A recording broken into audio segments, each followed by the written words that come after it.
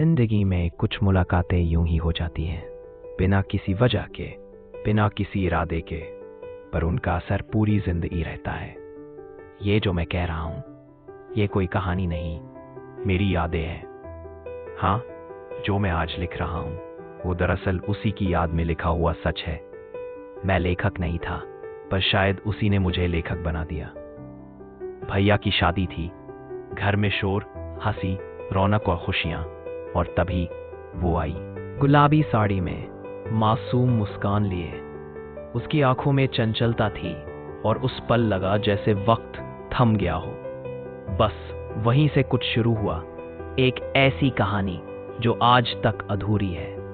हमारी बात मुश्किल से 3 या 4 बार हुई होगी, पर अगर चाहूं तो उसके बारे में 100 पन्ने लिख सकता हूं।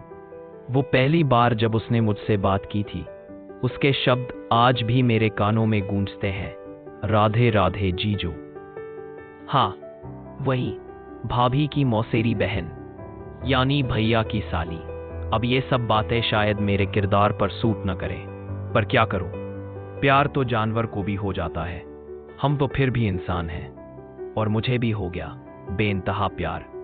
दरअसल मैं उत्तर प्रदेश सरकार में एक छोटी सी पोस्ट, पंचायत सहायक पर कार्यरत हूं। जिंदगी सादी थी, लेकिन मन में सुकून था। फिर एक दिन पता चला वो मुझसे बात करना चाहती है। बस दिल की धड़कन बढ़ गई। मैंने कॉल लगाया। हेलो हेलो, हाँ बेटा, कौन? अरे मैं अखिल। नमस्ते आंटी जी। नमस्ते बेटा, चंद्रप्रभा है जी, वो अभी नहा रही हैं। थोड़ी देर बाद उसी नंबर से कॉल आया, राधे राधे जीजू। उसकी आवाज सुनते ही जैसे दिमाग ने काम करना बंद कर दिया। दिल ने कहा, यही तो है लव एट फर्स्ट साइट। धीरे धीरे बातें बढ़ीं, कभी सोशल मीडिया पर उसका ऑनलाइन दिखना, कभी सिर्फ लास्ट सीन देखकर मुस्कुराना। ये सब मेरी दिनचर्या बन गए थे। पर वक्त के साथ सब कुछ बदलने लगा। अब उसके मैसेजेस कम आने लगे, कभी नेटवर्क नहीं था, कभी टाइम नहीं मिला।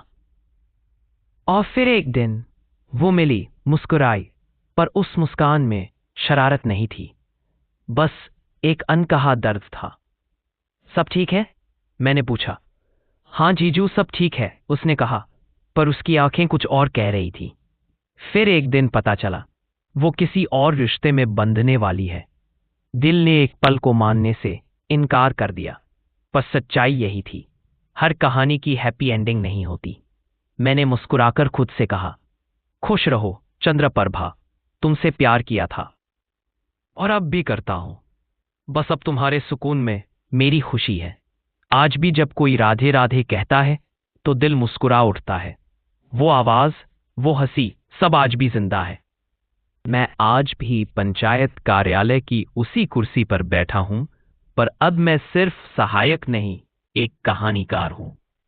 क्योंकि वो चली गई, पर उसकी यादों ने मुझे लेखक बना दिया। कभी कभी अधूरी मोहब्बत ही सबसे खूबसूरत होती है, क्योंकि वो खत्म नहीं होती, बस अमर हो जाती है। पर कहानी यही खत्म नहीं होती, क्योंकि जब किस्मत चाहती है तो वही चेहरा, वही मुस्कान फिर से जिंदगी में लौट आती है।